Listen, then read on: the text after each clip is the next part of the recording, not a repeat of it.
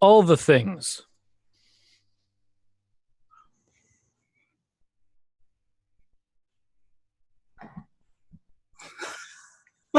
All the things.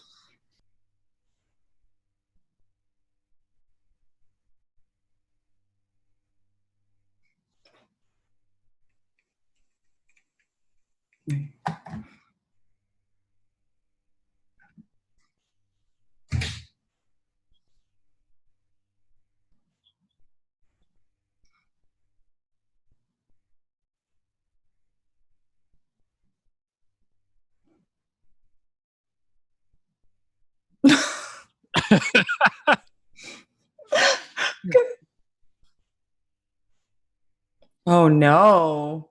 No, I can't hear Yeah. Sarah. No, we are streaming without sound. It broke.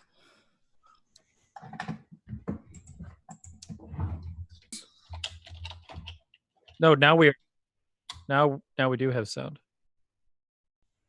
Yeah, it seems like it. We are streaming without sound. It broke. I have sound? Yay! I'm in charge now. Wait. No, now we do have sound.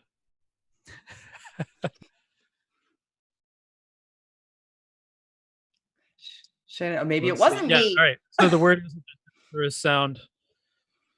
There is some Shannon sound and some me sound. No Sarah So sound. Cirrus will be quiet. Anyway, so I guess I'll just repeat the things that Cirrus said. So we're trying to get the chat box to work. Apparently now it does work. I'm seeing it on the stream actually popping up now. Suddenly it's working. Also, is my mic working now? Hopefully it is. That would be great if it is. If the Let's chat see. can let me know. That would be wonderful. There's going to be a lot of editing to put this on SoundCloud. Yes, it's working now. Your sound is on. Okay, cool. Yeah, no, apparently, okay, so here's the thing. Streamlabs OBS is a wonderful program. And if you want to do streaming, it is probably one of the best programs to use. However, it is also a flaming bag of shit. So... Quiet though, Cirrus. If there's a way to turn yourself up, go ahead and do it. Let me see if there is. There might be. I don't know. Maybe all right. That. There we go. Finally. Okay, cool. We should have streamed this on a different channel. Apparently mine is cursed. Oh, no. So apparently Chatbox is working now. Awesome. And apparently all the technical difficulties are done in the first 5 minutes, not counting the 5 minutes that it took to figure out the first technical difficulties. So here we are, I suppose. With that said, the actual topic we were trying to discuss, with not talking about the computer breaking, which apparently it is does Christianity, and I guess to a greater extent religion, cure Christianity? Now, there's obviously cure depression. I don't think Christianity is the cure for Christianity. I'm almost Christianity does it cure depression. Okay, wow. I need more sleep. I definitely need more sleep. So do I. Don't worry. So obviously, if anybody's been paying attention to Twitter, there may or may not be a catalyst to this, but that's not the only catalyst. There's also a video that we all watched before hopping into here as well that said some fairly egregious things. I'll be linking that whenever we're done with the stream for anybody who wants to watch it. But Shannon, can you give a quick summation of what that video claimed for Christianity? It was really weird. It was all over the board a little bit, to be perfectly honest. It made me mad in a lot of places. It had an issue with conflating depression, as in clinical depression, with the general sort of colloquial use of how are you feeling? Oh, I'm feeling a little depressed today, right? It took a medical diagnosis and conflated it with just an emotional state. Right, exactly, and it was difficult to watch because he made several inferences that essentially the reason that you feel depressed is because we are in a lost and fallen world, and it is filled with malaise for that reason.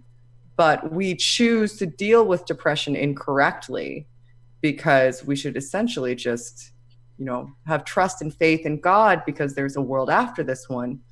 where there will be no depression. So I guess, suck it up and wait.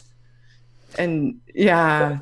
That was odd to me as well, where it felt like it was saying, like, just pretend you don't have these feelings until you die. Yeah. That doesn't help much. Also, 0132132 for $666 Christianity cures depression the same way that heroin cures a broken bone. I don't know if it's necessarily that bad, because I know that there are some studies that show that religiosity can help in some ways. Not with depression. No, not with depression. No. With clinical depression. There's studies that show that there's correlates between high degrees of religiosity and general measures of happiness. But that's not the same thing as a counteraction to depression. No, certainly isn't. And also, there's a lot of studies that show the more entrenched you are into a belief, like the more certain you are into a belief structure. So they did another study where they incorporated the belief spectrum. So essentially, how you would rate yourself on a Likert type scale on your beliefs, like how strong your beliefs are. And it turns out that when they control for those variables, people who identify as strong atheists score about the same. So it may have something to do that leads you to believe that it may have some connection to how your degree of certainty in your overall belief system.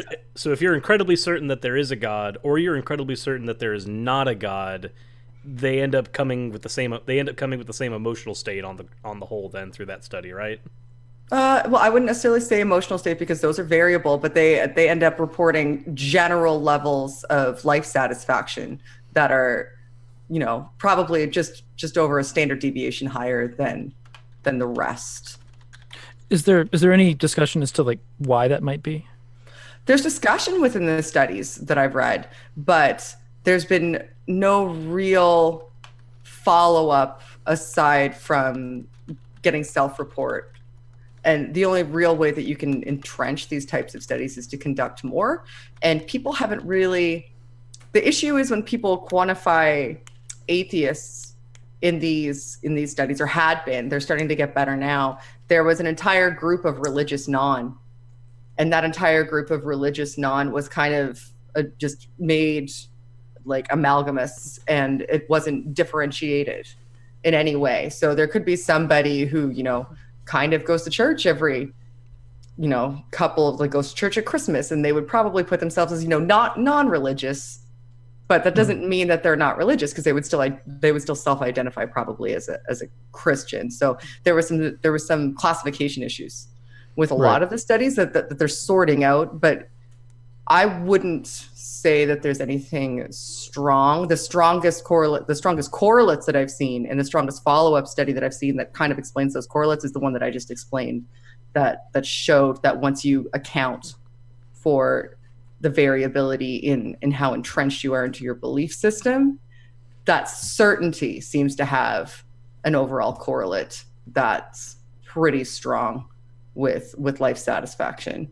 Okay, fair enough. I guess that's... It makes somewhat sense, because it's like it's one less thing the person's having to constantly think about whenever they're dealing with how they feel about their overall outlook on life. If you're incredibly certain that there is a God and they're looking out for you, if you're incredibly certain that there isn't one and that doesn't really matter, that's pretty much just one less thing on your plate. So that would make some sense to me, but I'm also a layman, so if it makes sense to me, that doesn't really mean anything. Gives you an opportunity to once you become a strong atheist, for example, when you get to that point, you've done probably a lot of introspection, and sort of philosophical analysis. And at that point in time, you've probably sought out a community. So you start to build social structures, which are a definite correlate to life satisfaction, and find people to, commiserate with, who share like interests. So the more you go down that road, the more you've taken other steps that are affiliated with happiness. So going out of your way to say, just because you see religious people score on self-report as generally more happy, because there's a lot more of them too. Right. Right? Yeah. That doesn't necessarily mean that you can jump to the assumption that, God's making these people happy. Because people who have a strong position against God are having the same results, essentially. So you can't just say that it's God that's causing it. Right. It also seems like that society's attitude towards a person's particular beliefs might also affect happiness level as well, as far as self-reported. Like if you're if you're of a religious identity or a non-religious identity that is in a sheer minority and you're constantly getting flack for it in an environment, I can see how that would. Or if you've been shunned or lost your structure because you left a religious environment. Yeah, I mean, I did. Sorry, didn't mean to interrupt you, sir. I was just going to say that if you're part of one of the religious structures that's a little more, I guess the best way to describe it is cult-like. If we had a Telltale, he'd be able to help suss that out. But, your Mormons, your Jehovah's Witnesses, your groups of people that when you leave them, you lose more than just your faith. You lose an entire infrastructure that your life was based around. You might have some different results from them than you might have from people who are leaving, like, just an Episcopalian church, that they go, okay, well, you left and we're sad about that, but at the same time, we're not gonna, hunt you down with pikes. Well, yes and no. Yeah, that's the far end of the spectrum where, it's really overt in those instances. The reason I read a lot of these studies is because I did 2 videos in a series. They're The Myth of the Unhappy Atheist and Why It's So Dark in the Atheist Closet. So I read a lot of research for those 2 videos that is affiliated with this topic. And when you come out of a religion, you essentially kind of have to reassess how you've thought about things and figure out how to re-exist in your relationships. And even if those relationships are still present, they've now changed. And that change in a pre-existing relationship that was, comfortable, strong, and valuable to you has an affect. Well, not to mention there's certain things that just, like, there's certain things just in menial conversation that change as well. Like, for instance, if you lose your faith, a simple statement like, "Oh, that's really bad, I'll pray for you," that kind of goes out the window. But that's, for some people, that's been a go-to statement for years. Yeah. And when they lose something like that, it's like, oh wait, what do I actually say here? I can imagine that probably has some factor into it. Your whole method of communication can change. That's interesting. And also, having that said to you, yes. changes. The connotation is completely different. Yeah, because for instance, when somebody says, like, when somebody tells me that they'll pray for me, there's 2 things that fire in my head at the same time. One is they legitimately think that that's going to do something, I shouldn't say anything, and the other part goes, well, if you're so worried, you could do something, and that would be better than praying. Like, I had those 2 things fire off at the same time, and I always have to go, just don't say anything.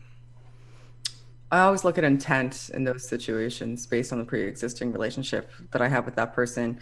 If I feel as though they legitimately feel as though that's going to be beneficial to me, like if they believe that praying for me is going to be beneficial to me, even though, it's not, if they truly believe it, then I can't fault them, because to their mind, they're doing the best thing that they can do for me. And that's kind of the same thing with me, too, is I know that I know that what they're saying is not, I don't want to do anything, so I'm going to try to get a deity to do it instead. I know that's not what they're saying.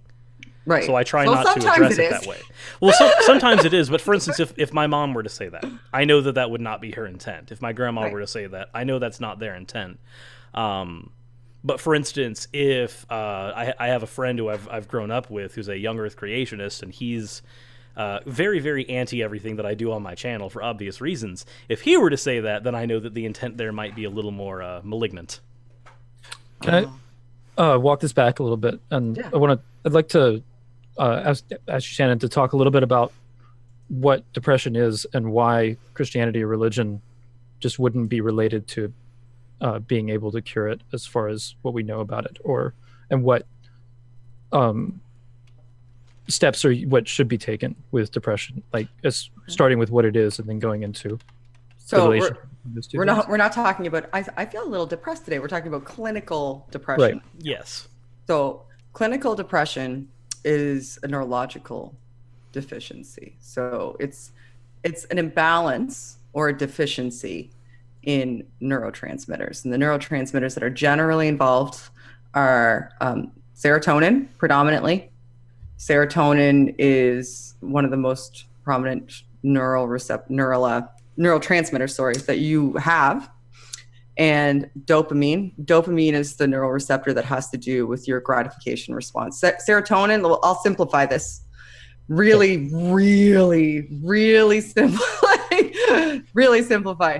So serotonin is like happy, just to make it simple. Dopamine is gratification. Okay. And norepinephrine, we'll call that one energy. Okay. We'll call it energy. Right. We'll call it energy. So happiness, satisfaction, and energy. So dopamine has a lot to do with sensation seeking. Dopamine is someone that's going to be involved a lot. If you sort of have an addictive personality, you'll generally have a deficiency in dopamine. That's off topic. All right. If you have a deficit in those, they interplay with one another, or a deficit in any one of those, they can cause depressive symptoms. Everything else in your life can be on a surface level perfect. Everything that you want, everything that you would expect. I mean, that's obviously never going to happen to anybody in the real life, but you can have a life that's on the surface satisfying and average and great, but have absolutely zero control over how you feel. And because your neurotransmitters in your brain control more than just how you feel, depression has physiological ramifications. So if you have these deficits, those neurotransmitters, that they flood all areas of your brain. They don't just exist in a certain portion of your brain, and that's the portion that makes you feel your happy thoughts. They exist all over your brain and interplay with one another. Now, part of your brain is, your motor cortex. You also are in your prefrontal cortex, and it also interplays with your cerebellum, which controls your autonomic nervous system. And your autonomic nervous system can, it can make you tired. It can give you physical aches. You could not want to get out of bed, not want to do something that day, or you could almost be physically incapable. Right. Yeah, it's where I actually have depression. I've been on medication for it before. It's not one of those, I have depression, I feel sad, but no, like I've seen a psychiatrist. Like I've gone the steps to where if somebody says, "Yeah, were you diagnosed?" Yes, I was. That part of the conversation can be over now. Just because I know that's happened with people before, is when they say they have depression or anxiety, somebody almost always goes, "Well, have you been? Did you self-diagnose yourself?" There have actually been times where I will sit there, and it feels almost like I'm locked in my own body. Like I want to do something, and my brain will go, well, you could do this and this and this, and there could be 15 things that come up that I say I want to do. And then an hour later, I'll realize that I'm still sitting in the same spot. Right. Yeah. And you've just gone through this whole adventure in your head, and it's just not... You've pretty much just gone through a bunch of things in your mind, and you haven't actually done anything, because sometimes you feel just like you're locked in one place and you can't really go anywhere. That's not the same thing as just feeling sad. No, and it can cause overwhelming thoughts too. So when you can't mitigate your emotional response to things as well as you generally would be able to, you can become overwhelmed by things that generally wouldn't overwhelm you, and that can be incredibly confusing and it can be a catalyst for, a backfire effect that affects other emotions and other physiology. So, I mean, it's more than just things aren't going the way I want them to, and I don't like it, and that makes me sad, or something happened to me and it made me feel bad, so I don't want to do anything. All other things could be controlled for and fine in your life. It can literally go from everything's okay to you've hit a wall and nothing has changed except for your neurochemistry. Like if you look at it that way, you're fine. Neurochemical change, all other things remaining the same in your life, you no longer have the tools to deal with them in an effective way.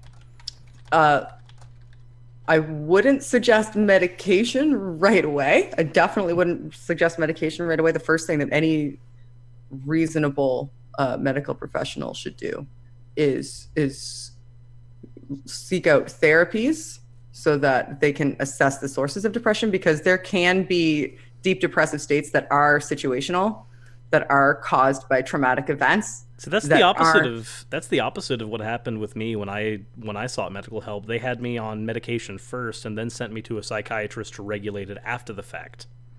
Interesting. So and the byproduct of that, just because I agree with you saying that that's not the way it should be. No. Because the byproduct of that was I was supposed to go to work, and I took my I had an anti-anxiety and anti-depressant. I think one of them was Klonopin. I could be wrong, though. It's been a few years. But the first dose that I took of those actually caused me to have like sensory hallucinations. Like I was seeing triple when I looked around the room, and I was like, wait a minute. I'm not driving to work if I'm seeing triple everywhere. This is not good. So it was like, yay, my emotional state is slowly going to stabilize, but I can't see. Right. I think this kind of relates into a little bit of how misunderstood depression is from, I think, most people. That a lot of the stuff that we watched leading up to this, we think that there did seem to be a crosstalk between clinical depression as a mental problem, and then I feel sad today kind of depression. Yeah. The colloquial depression that we talked about a little while ago. Sure. And I think that a lot of times conversations about depression are coming from people that don't have a frame of reference about how it comes about, how it's dealt with, because they're coming from the perspective of, oh, when I felt sad, I handled it this way. So then there's somebody that they know who is seeking, maybe just talking about how they're depressed, and then the advice that it's given to them is about, it has nothing to do with the clinical standpoint. That it's like, well, I solved my state of mind at this point through doing this, when that's not the kind of solution that works for the clinical standpoint. Yeah. So I guess I don't really know where I want to go with that, but I think it's just getting I think it's just that kind of underlies the importance of just basic medical education, because they're even though not everybody wants to go and be a medical doctor, not everybody wants to go and be a psychiatrist, having a basic knowledge of some of that stuff can help in conversations like this. Just like, I'm not going to go off and be a mathematician, but math is still a core class that I had to take in school. I think that having some base knowledge of the difference between a mental state and a chemical imbalance, like that's something that I was never taught. I had to learn that almost when it was kind of too late. My stepdad suffered from depression, was on medication, so I was intimately familiar with it from my family, but it didn't develop in me until a few years later. And then at that point it was like, oh crap, I get to deal with that now too. But it's not something I was ever told. It's something that I was only ever exposed to because I grew up with it peripherally and then ended up dealing with it myself. I do think that there could be something to be said about educating people just in general about what these things are, why they are different from a standard mental state, and not to conflate the two, because it's kind of dangerous to conflate the two, because you can end up giving people, without even realizing it, dangerous medical advice. Yeah, a lot of people see emotional states as controllable, and to a certain degree, they are, on a day-to-day basis. You can kind of rationalize your way into or expose yourself to things that will cheer you up if something has made you sad, or you can be in a good mood and watch a movie to make yourself cry. Like, I mean, you can to a certain degree have some manipulative affect on your emotional states in the short term. So what people don't understand is that this is a long-term deficit. If you're not producing enough or absorbing enough of the neurotransmitter, which is in most cases that's what it is. It's the neural receptor that isn't able to absorb enough of a neurotransmitter. So serotonin would be emitted into the synaptic gap, and then there's a receptor. So you have like a little button on a neurotransmitter, and that emits serotonin into this little microscopic gap. And on the other side of that gap is a receptor, and the receptor has a little hole for each molecule of that neurotransmitter to fit in. Now, it may take a second to absorb that neurotransmitter.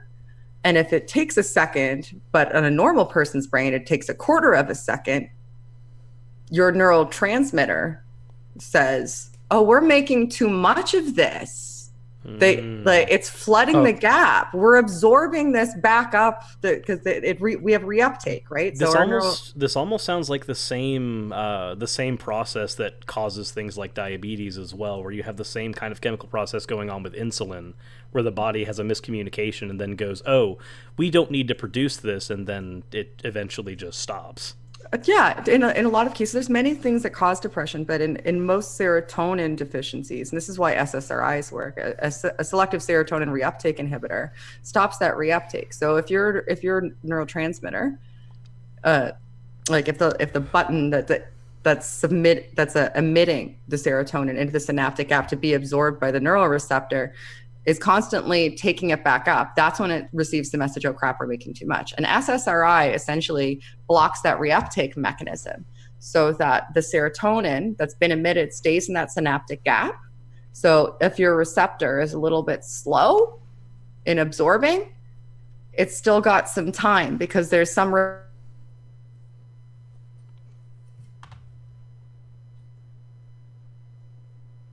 Oh.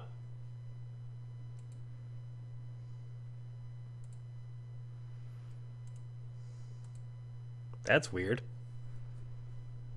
Let me fix that real quick, because apparently Zoom decided to kill itself. Okay. That's weird.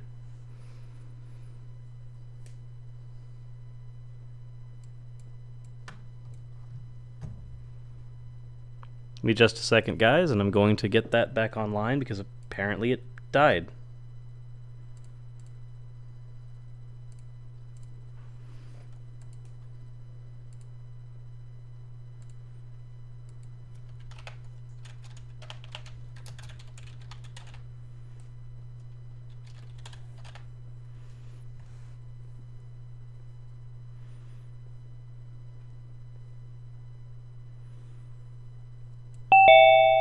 Okay, well, there's one.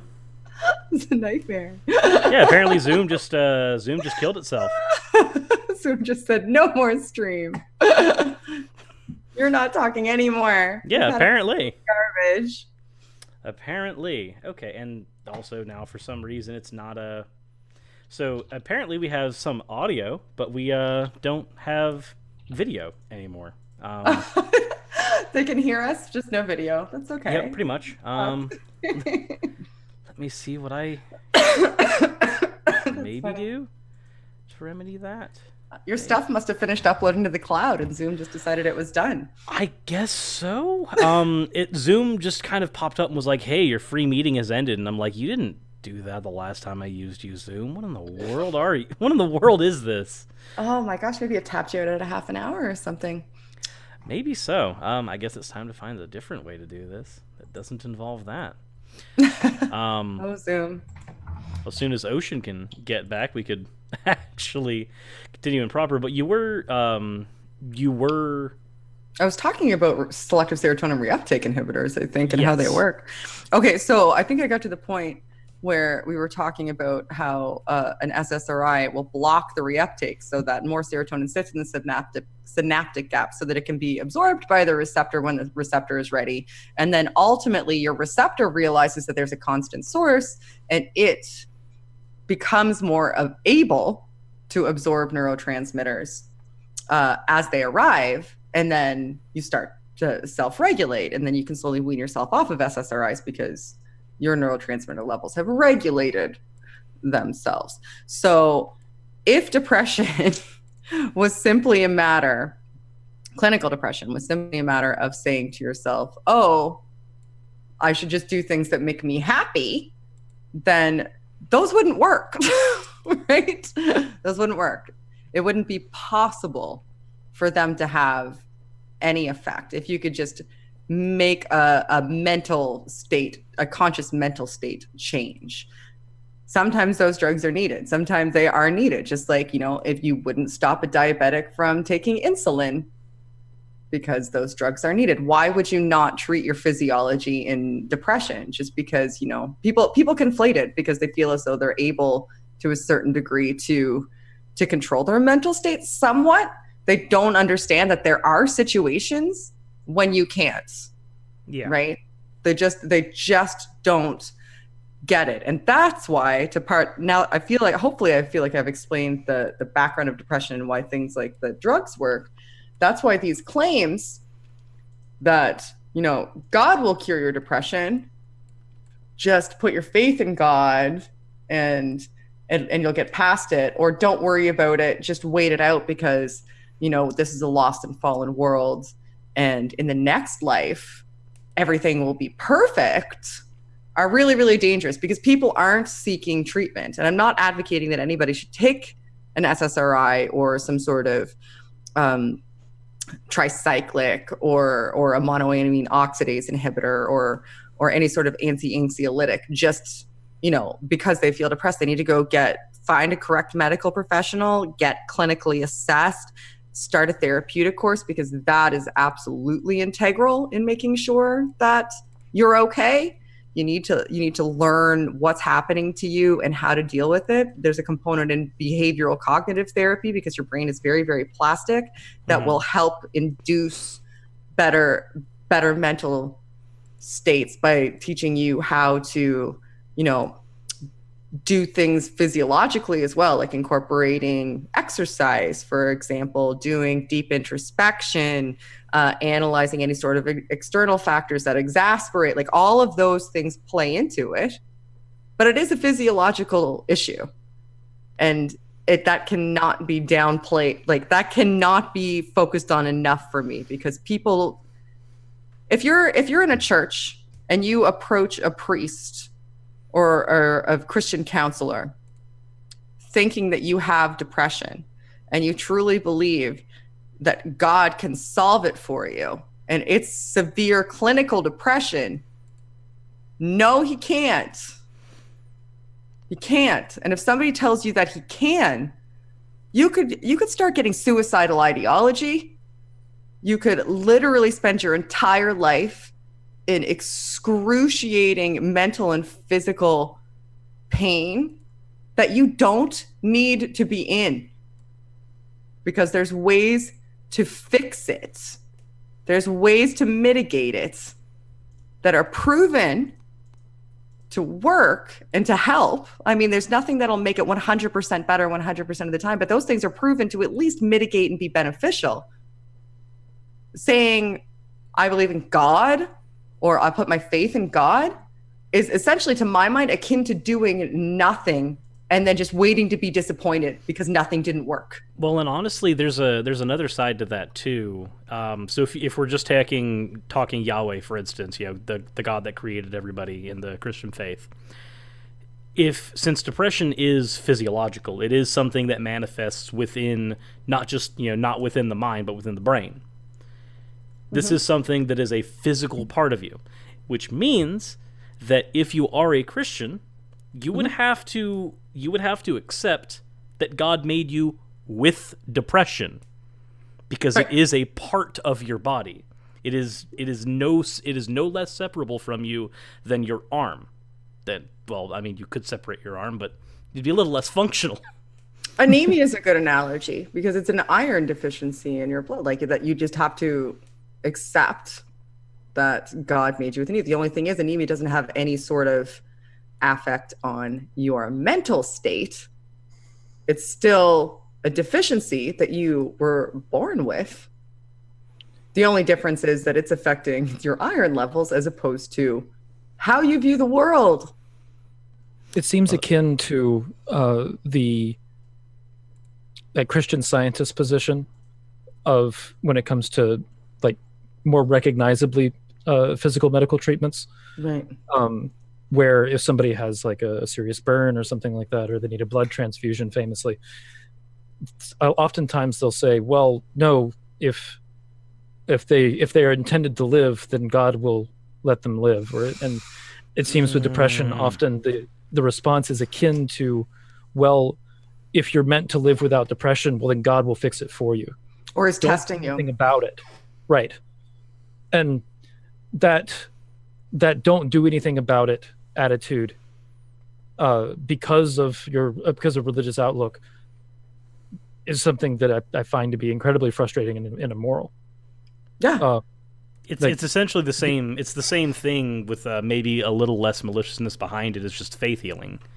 It doesn't work, and it has a lot of problems. Right. In my mind, it's like there's a person is so thirsty they're about to die. They haven't had a drink in days, and that there's a room full of water over there that you could give them. There's a tap you could turn on, and you could stop them from dying of thirst. But instead, you say, if God wants you to not die of thirst, then He'll just manifest water. Right. That's not the way it works. You definitely have to do something about it, and because it is a physiological thing, I don't think it can be overstated enough that the thing to do about it is not just up and going to church. If you want to go to church and that helps you feel happier, you by all means go do that. That can be your thing, but do not label it in any way, shape, or form a cure for a medical condition. It is not, it will not be, and it is dangerous to think it is so. Right. And I mean, of course, there's correlates between religiosity and happiness. Like you can't deny the facts if you want to make sure that people take what I won't deny the facts because I want people to take what I'm about to say seriously. That people will get a sense of community out of their church, which can be beneficial in a lot of situations, especially if you're going through a situationally induced hardship. Of course, it's great to have a sense of community, right? You don't want to feel like you're going through those things alone. That amplifies them. So it may mitigate it in that aspect. If you are clinically depressed, it may have a slight mitigating factor while you're there because you feel like you're with a community, but you're still going home if you're even able. Yeah, and if you're even able to get up and go to church that day, and then do you feel guilty because you didn't go there, and now maybe God's punishing you, and that's what because you weren't able to get up and go that day when you should have been there. And I mean that factor that feeling guilty for not going to walk to church when you have a broken leg, kind of like it's into that. But that's not the message they're getting, and they think that there's something wrong with them that they can fix just by thinking about it hard enough and doing the right things, and it's not the way it works. And you can't fix it by thinking. As somebody, a tiny bit of backstory, I actually had a decently well-paying career that had, full medical benefits and everything, which I know means a lot less if you're in a country that actually has some type of socialized healthcare, but in the United States we don't, so that's a big thing for us. For sure.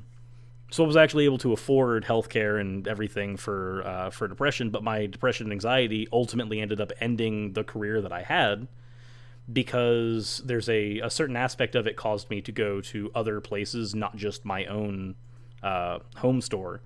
And that started triggering the anxiety. And whenever you have both anxiety and depression, they have this wonderful they cause this wonderful mixture. It's not really a wonderful mixture. That's a lie. But so as somebody who's actually had, and I don't want to go into more details than that, but somebody who's lost his career at one point to these things, it's something that I take very seriously because I saw what it did to me.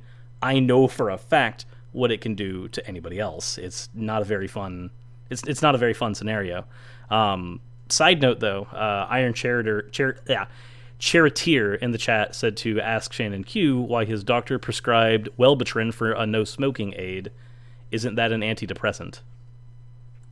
Wellbutrin.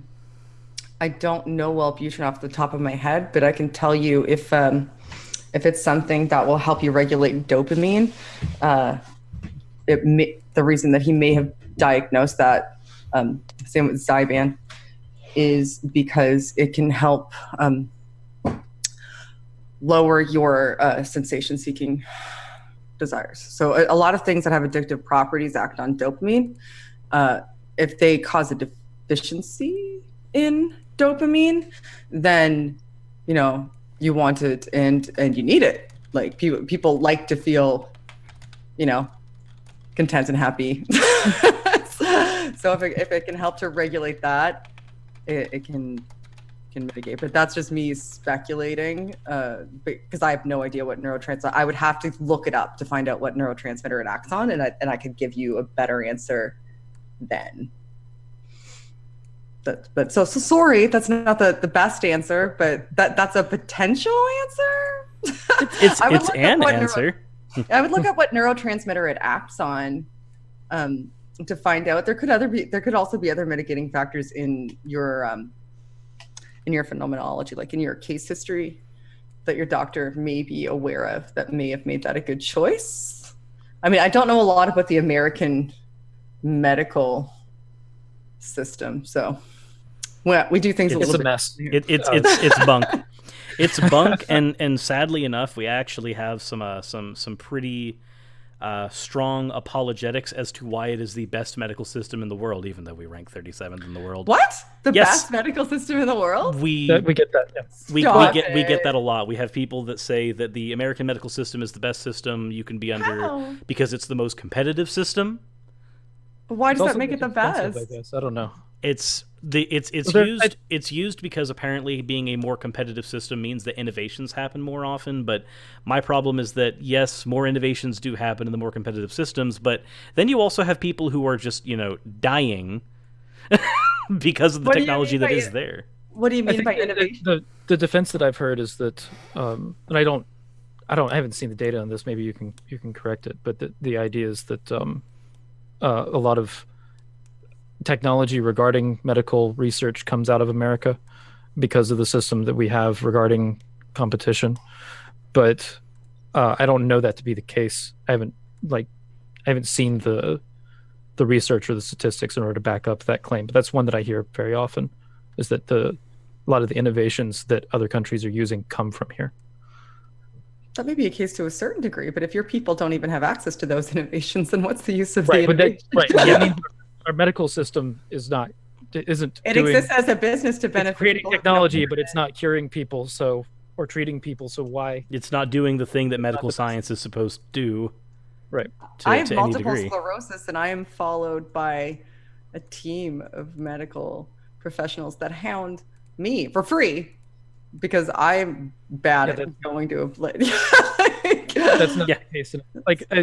Specifically, an issue relating to our topic, that mental health in America is not seen as there's a lot of is dropped as regulatory in a lot of cases where that's dangerous. There's exceptions in insurance to it. There's all kinds of problems. How people exist in the world is their mental health, though. Right. So if you want a functional society filled with happy people, one of the first things that you should focus on is people's mental health. And treatment is expensive. But here in the United States, mental health is something that people cannot see it directly, so they don't. On the whole, from what I've seen, they don't generally view it as problematic. As an example, don't you guys shoot each other a lot? Isn't that kind of? Don't they see that? There's also a thing with whenever that kind of stuff comes up, the mental health conversation suddenly starts happening, and which hurts the whole mental health conversation overall because we're dealing with when do we talk about mental health? Oh, when someone has gotten violent. That then now people are associating the mental health conversation with the violence. So somebody who then says, "Hey, I might have a mental health problem," suddenly the first response is, "Oh, well, are you violent?" They might be violent, yeah, and it's right. It does a very bad disservice to it. It's the state really? the state of this in the United States is. So people don't understand that there's a spectrum of mental health disorders, No. and that there's not just one mental health disorder, and that's the one that makes you shoot people. So that's what really makes you violent. So half the problem might be that me and Ocean both live in the Bible Belt. We are in the area where if you're not a Christian, you're obviously following Satan, and that must be the reason why you're depressed. That's a thing that we see here. It's unfortunate, but it is a thing. I got a couple of I want to toss at you, Shannon, to see what your thought might be. That as Okay, far as like I'm still reeling from that. Sorry, go ahead. right, no, I believe me, I understand, and this is going Need to a send palate cleanser. further. That Oh, good. it's perhaps true that, like with the ignorance of mental health in America, and a lot of what's driving this like religion is a cure for mental health conversation is originated around here, that there's ignorance about it as far as what it is, that people don't understand a comparison, but that it is a physiological thing that is like demanding that, you know, God come down and hand somebody water or heal a broken leg. And Sometimes when you're talking about mental health in general, sometimes it's a physiological thing. We're talking about Right. there are instances where it's not. Like, I just want to be completely clear. Not all mental health issues are physiological or chemical. But yes, sorry, keep it. Granted. But that the problem is that when someone finds out that they have a mental illness, or that that specifically depression is an issue, the solutions in front of them are very, very expensive approaches to therapy, medication, all of that has a dollar value that a lot of people can't afford in this country. And then on the other hand, you have people saying, well, if you just go to church enough, and how much does church cost? Often it's free. So, you know, you get there's. I think a lot of the perpetuation of that myth has to do. I don't think it's entirely that simple, obviously, but I think that might be a huge part of it. That the fact that our medical system, as far as mental health, is so neglected that people are opting for the free option that doesn't do anything. That it's not.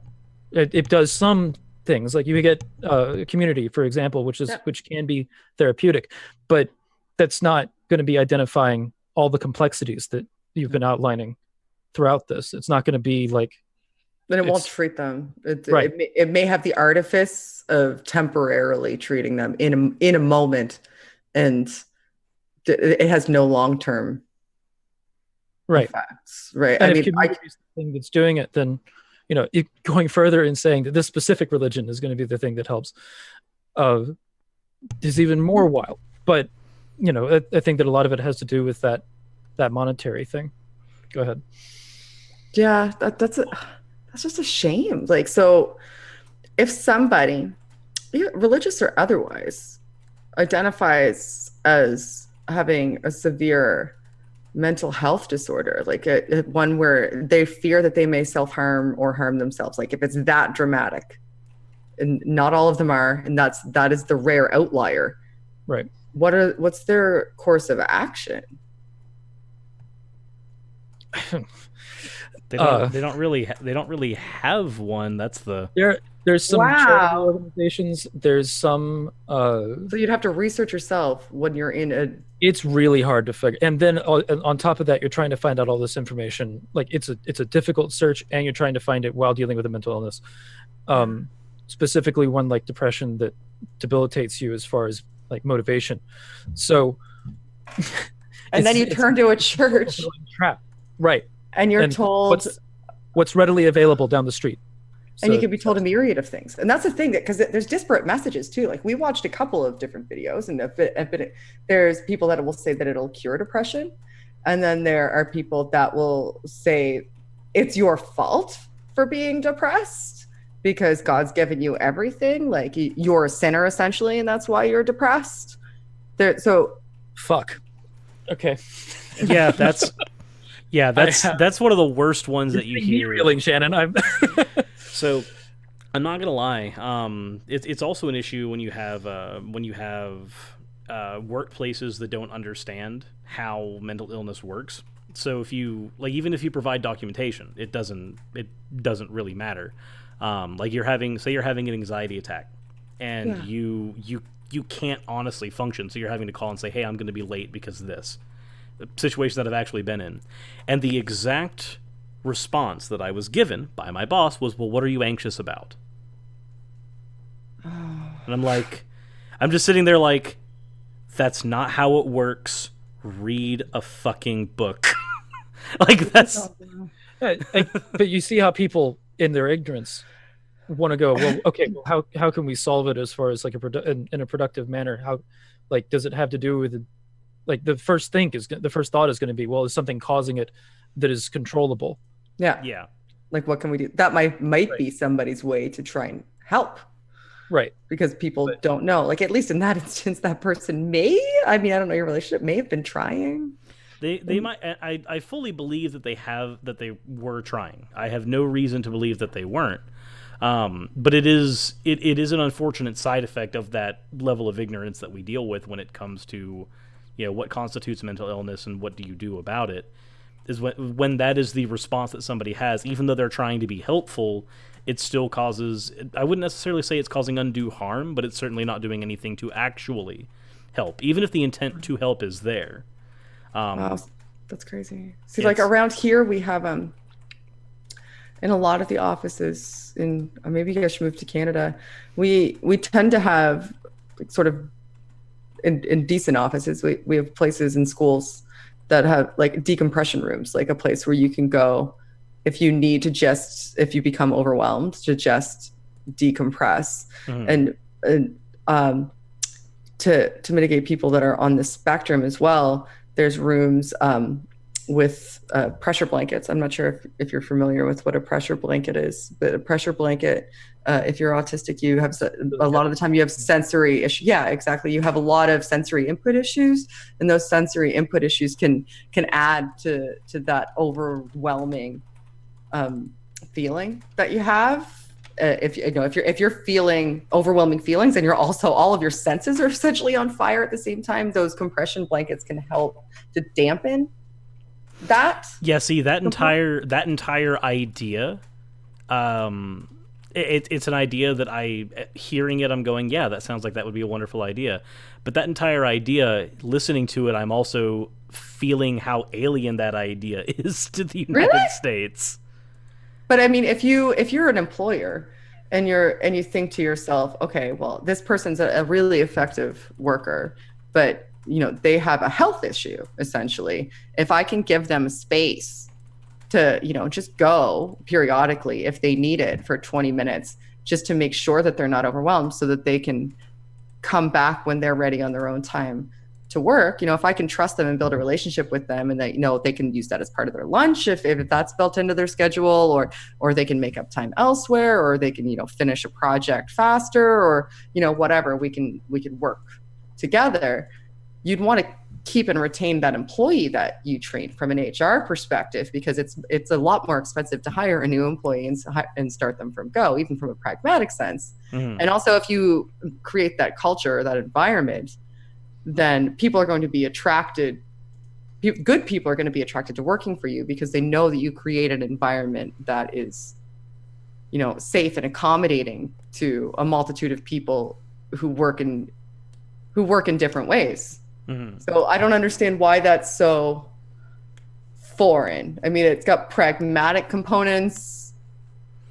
It's it's good for your business. It keeps employee satisfaction high. It's good for retention. You don't have a lot of recidivism to deal with. You're giving Americans a lot more credit than we deserve.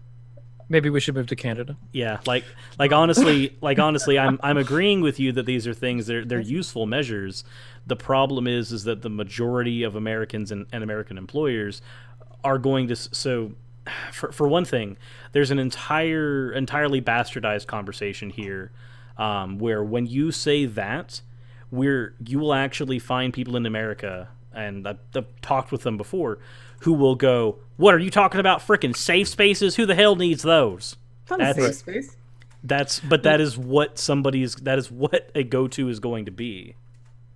It's a go-to for that part of the conversation here. It's not some place where you can go because your feelings got hurt. It's some place that you can go if you have a physiological or emotional condition that causes you to get overwhelmed, and that you can calm yourself down in 20 minutes if you can just remove yourself from the situation.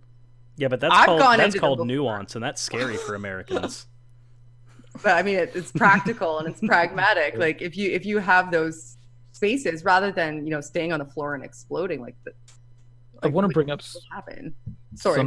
Yeah, I want to bring up something that was said in the live chat that I think is worth pointing out, and I think that it springboards into another thing someone mentioned to me. It's Crexmix in the live chat said, I used to go to a Christian therapist and she would bring up Job as an example to live by when I was in the middle of a depressive episode, which Ow. is the worst example ever. Beyond that, this reminds me of another person who contacted me, who's a pagan in Tennessee, Okay. and she said that she lived in rural Tennessee, and she went to a couple of therapists, and that would basically preach to her while she was in therapy sessions. In therapy, like religious Yeah. preaching. Yeah. Right. No. Yeah. Bringing in religion into therapy A conversation. secular counselor. She was not seeking therapy in a church. She was seeking So this is therapy. a professional counselor. This is a professional human being. Did you bringing research religion- the organization? Because there are I don't organizations that are This is another thing. This is valid to talk about. So there are organizations that exist that are counseling organizations, and they're charitable counseling organizations, but they are essentially a front to proselytization. Yeah. Right. So they're Christians and very devout, apologetic type Christians who have also taken, I don't know, some sort of level of counseling course, enough to give them a reasonable certification. And some of them may be ridiculously qualified and be fantastic at their job, but the mission statement is to help incorporate God into the therapeutic structure. And a lot of people don't go especially when you're in a desperate situation, they don't go through the trouble of, meticulously researching their options, specifically if they don't have a lot of options. And if there's an option that is more affordable or more charitable or more easily available, more willing to book them in or will take their insurance, then they will take it just looking at the certifications of the people without looking at the mission statement of the company. And that could be a possibility. Or it could be just a really crooked counselor who doesn't deserve their license. Because if you're a secular counselor, it is absolutely unethical. Absolutely unethical. Especially, you said this woman was a pagan. Mm-hmm. So it's not even her religion. Right. Yes. It's insanely. I'd report her. She said that this happened more than once, I believe, more than twice. Report her. It's considered the norm here, though. Like, yeah, and she was saying unethical. It's unethical, but it's the norm here. It seems like a normal crazy thing. Yes. Yeah.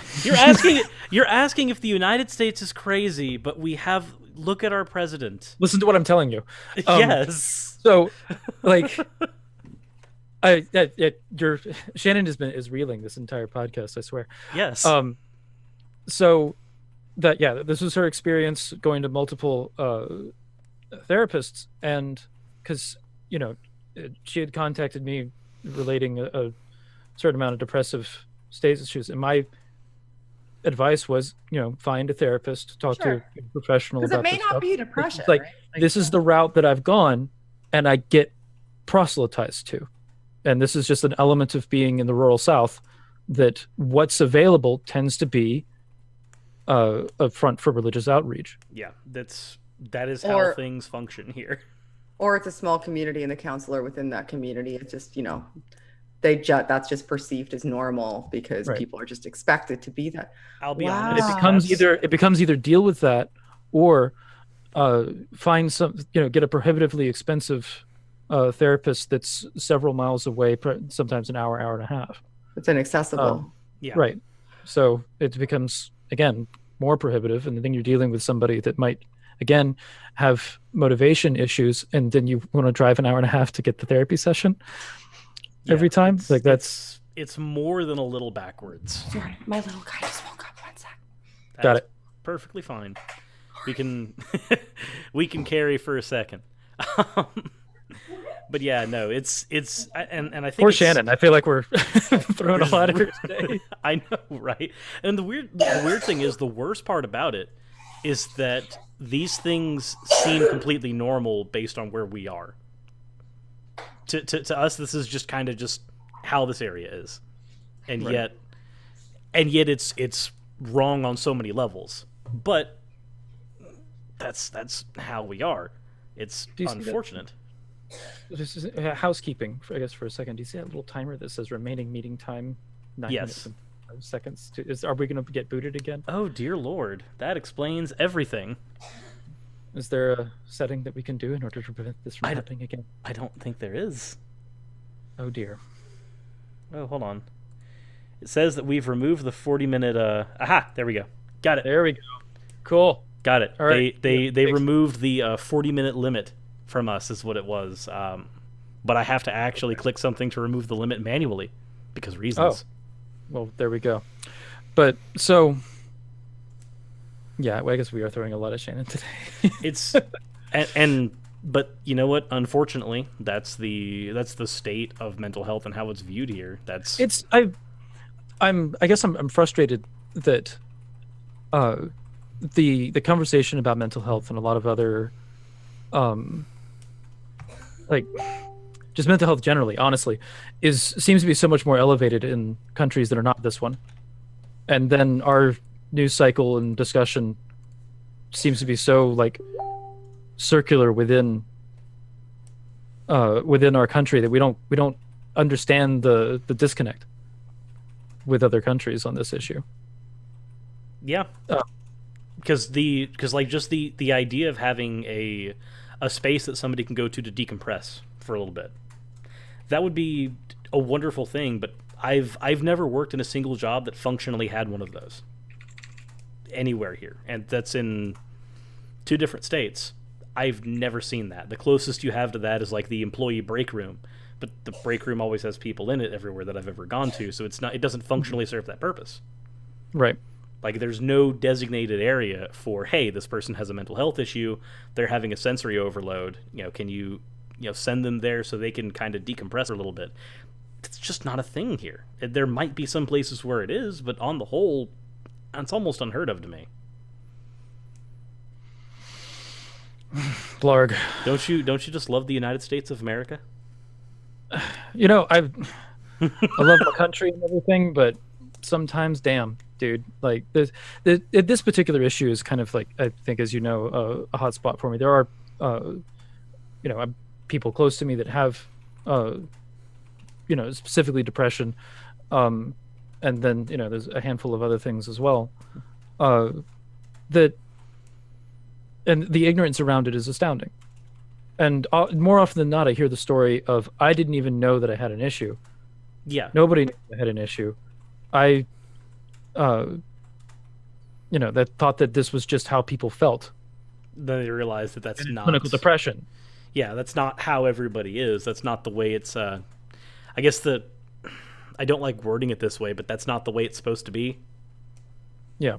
Yeah, I don't like wording it that way because it has some negative implications, but that's the closest thing I can get to describing what that feeling is when you realize that that's how your brain is wired. Right. I guess we can look to the live chat a little bit while we're waiting for Shannon again. Let's see. Do you think that our view on mental health as a society is contributing to the BetterHelp scandal and the exploitation of those with mental illness for massive profit? Probably. I'm... Ocean, are you familiar with BetterHelp? I am. I've been keeping track of Philip DeFranco around that conversation. That seems to be a center of where a lot of that controversy is. It seems that it centers around a little bit of a legalese that's in there. I figured that BetterHelp would come up in this conversation. There's an issue with their terms of service agreement. Mm-hmm. Where it says that you need to do your own homework on the therapist that you find through BetterHelp. And, Philip DeFranco has been sponsored by them, and he's been advertising them. This comes out, and apparently BetterHelp is saying, well, no, this is just like a insurance coverage thing. We actually do seriously vet everybody that's on the site. But if they seriously vet everybody that's on the site, then why would you need to do your own research on the therapist? Right, and that's the thing, is that with areas like medical malpractice, which is I think what this would fall under, there are terms of service agreements that are weird like that, and there's services that are similar to BetterHelp that have the same stuff, but there's also services similar to BetterHelp that don't have that legalese. So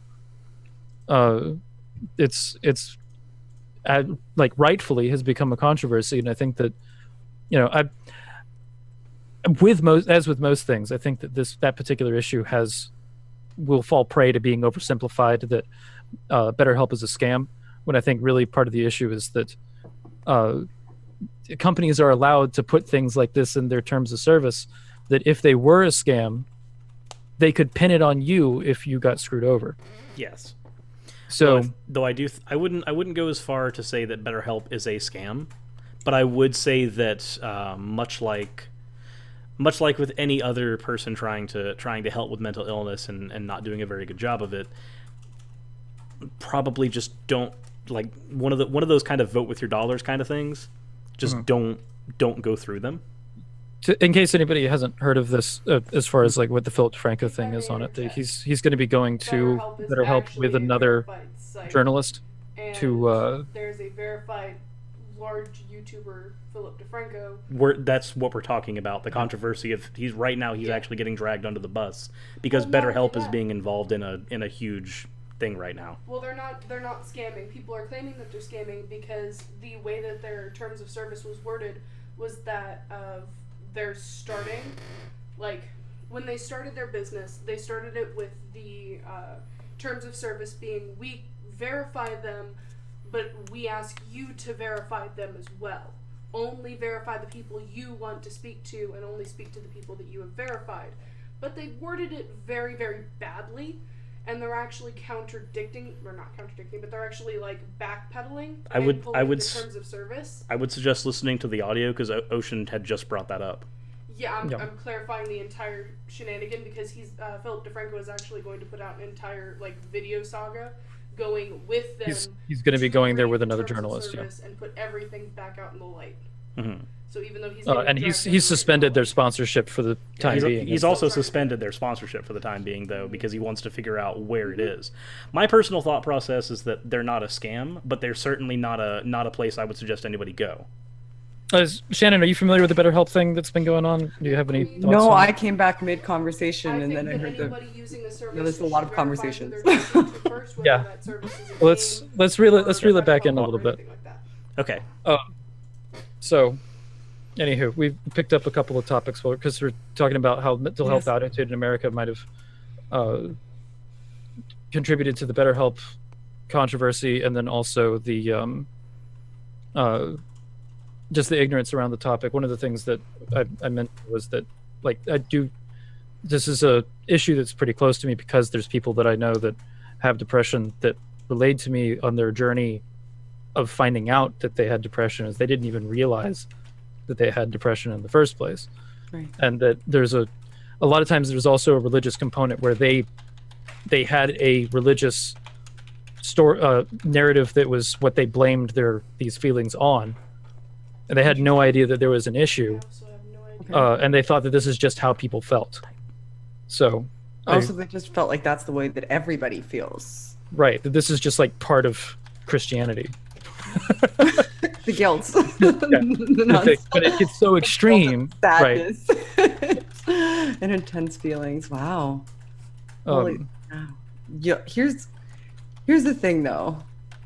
People don't know where to turn in general, right? So a lot of people can't identify a mental illness, and not everybody does have one. Some people just need, a little bit of temporary support, and maybe, they can't get that from the community, or some temporary sort of therapy or cognitive behavioral therapy. However, if you're turning to somebody who tells you not to look elsewhere, to not explore other options, or tells you that it's your fault, or tells you that you can do things like pray, which have no effect whatsoever, then you are never, even if it is a temporary situation and you don't need to adopt the moniker of, a mental illness, then you're not gonna get the help you need. That's my thing. If any religious person who professes to caring about people and wanting them to be better should not intervene in somebody's mental health. Yeah, you shouldn't essentially hand them a book and say, read this, accept this deity, don't look any further.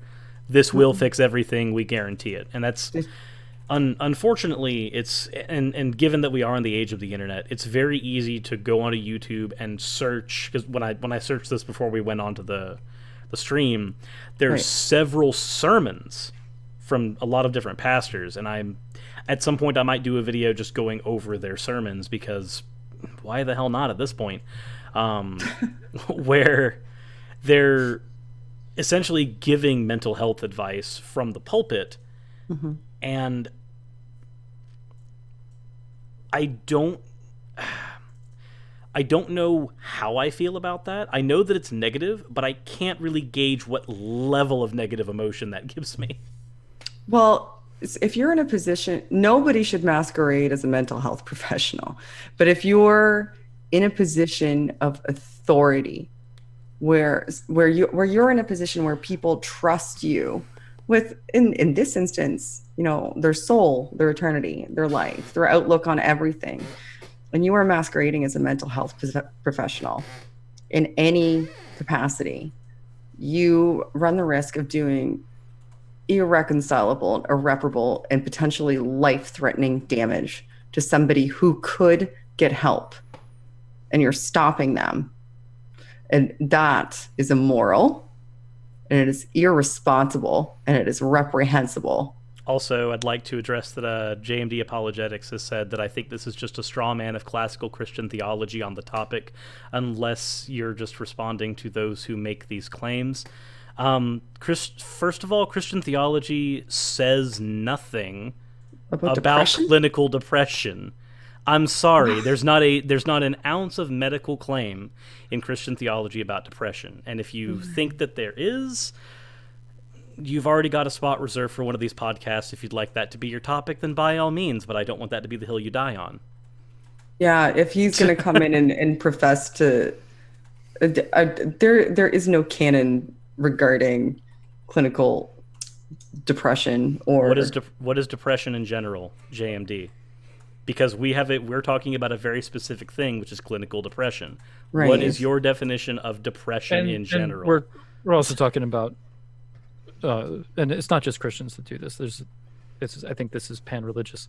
Yeah, certainly. Yeah, it's multiple religions, and you get people that make the claims that our religion will be able to solve your clinical depression issue or other mental illness. Right. It's Scientology famously does this with schizophrenia. Scientologists are the worst. Yeah. Also, JM, if your response is going to be that it is depression in general, then you don't have a seat in this conversation, because that's not what we're talking about. There is no depression in general, because depression in general would imply the colloquialism of depression, and the colloquialism of depression is just sadness. It's not clinical depression. Right. Yeah, we already recognized earlier on in the stream that there are positive affects. If you want to take what we're saying seriously, you have to be able to recognize that there are positive affects, particularly to the community component of belonging to a church, for example. Any church, not just a Christian church, any church. There's also a positive affect in strong affirmation of your belief structure, because it involves a lot of introspection and personal analysis, and those are all great things. So we've attested to that. However, anybody who is a person in any church or synagogue or mosque or temple of any kind who is in a position of authority to talk to you, or feels as though they are in a position of authority or have been attributed a position of authority where they are going to speak to you about your theological needs, they cannot, and it is unethical for them to act as mental health professionals. Yes. Because they have no aptitude for understanding what triggers to look for, what signs somebody might have, what it may lead to. They certainly couldn't suggest treatment options. Anybody with any ethical inclinations whatsoever who is in that sort of position in any sort of religious institution should first and foremost refer somebody to a mental health professional. That is what they should do. What we're talking about is the fact that they do not. They step in and act as mental health professionals. And that is dangerous. And if you are going to tell me it is not, we are going to have a problem. And I would agree. Agree. I agree with that, and I would say that to JMD who's saying that what do we mean by clinical depression? Unfortunately, we've already several minutes ago gone over that. I don't feel like going over it just again. Go back and rewatch the stream. Yeah, and then go back and rewatch the stream where we defined it. Otherwise, Google is a wonderful resource, and it can help here. I have respect for JMD. I like John as a person. I do too. But our conversation is about clinical depression. It is not about I'm depressed, ergo I'm sad. I feel sad today. Yes, I feel sad today. That you can turn to community members and commiserate, and that can have a positive effect and a mitigating factor on, I can turn to my friends or somebody that I look to as a leader if I've had a bad day, or somebody that I look to as, somebody who gives good advice in these situations. And, that's great. That's fantastic. But that is not what we're talking about here. Yes. That is not what we're talking about here. We are talking about mental health disorders that are being swept under the rug or blamed on the person who is afflicted with them. And dogmatic theistic thinking is being used as the excuse. I am not saying blanket across the board that is what is being done, but it is being done. And because it is being done, it should be addressed. And if you do not want us to address it or do not want to listen to us address it, then please feel free to not. Because I will be, because it's something that I'm passionate about. No, and I agree. It's something that I'm passionate about as well, and that's the whole reason why I wanted to have this as our first episode. Now, granted, obviously there were some catalysts beforehand that we've all agreed not to bring up in any specifics, but regardless of whatever catalysts were there to spark this conversation, all three of us were just like, this is an important topic to all of us for very personal reasons. We all either deal with it, it's our field of study, or we have loved ones who are affected by it. In some cases, many combinations of those three. This is a conversation that we definitely wanted to hash out, because can religion make you more happy? Yes. Can it do that? Wonderful. That is not the same thing as treating clinical depression. It's not a cure. Right. And it shouldn't be seen as one. Ever. Or proposed as one. Shannon, do you have any closing statements that you want to say, or do you want to... Thank you for having me on. I'm happy to be your first guest. Yay! With all the technical issues. And then my son woke up. I'm so sorry. Oh, it's okay. This stream has been an experiment. And massive thank you. I know that you've been supportive of us, and want everybody to check out Shannon's channel as well on YouTube. She has some really great conversations and videos on her channel.